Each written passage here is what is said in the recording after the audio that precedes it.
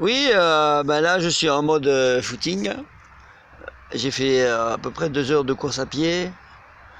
Bon, je vais essayer de faire des compétitions de ping-pong avec mon collègue là. On va s'amuser un petit peu quoi. Voilà, sinon, au point de vue science, j'ai vu qu'ils avaient découvert quelque chose d'intéressant. Ils étaient en train de construire un Enterprise, un peu comme dans Star Trek.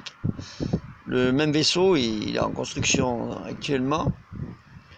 Donc voilà, je pense qu'avec les moteurs à ion, on va pouvoir faire exactement comme dans le film de science-fiction Star Trek. On pourra, on pourra déplacer le vaisseau spatial à la même vitesse et puis peut-être un jour on ira dans l'hyperespace dans l'Enterprise. C'est rigolo quand même que Star Trek, on ait eu l'idée de construire le même vaisseau. Enfin voilà. Sinon il y a des nouvelles des 7 planètes.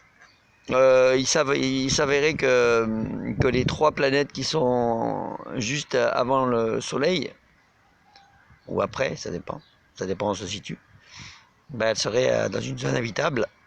Donc ça serait intéressant de zoomer dessus avec le télescope Hubble, ou alors avec le nouveau télescope le JWST qui remplacera Hubble. Celui-là, normalement, il devrait être révolutionnaire. On devrait pouvoir zoomer sur les planètes et voir en direct les travailleurs qu'il y a dessus, s'il y en a. Moi, je dis bien s'il y en a, hein, mais à mon avis, je vois pas pourquoi il y aurait que la nôtre.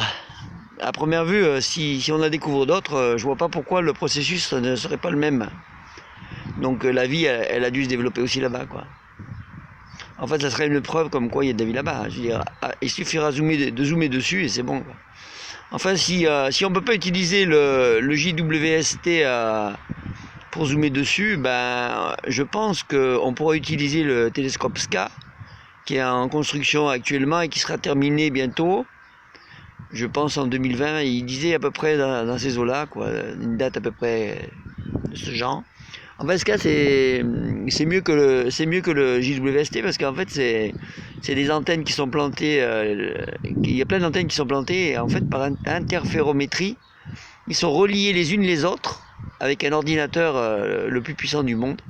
Et je pense que grâce à l'ordinateur quantique de chez Google, on pourra, on pourra gérer toutes ces antennes. Ça veut dire on pourra même additionner des antennes pour agrandir le miroir.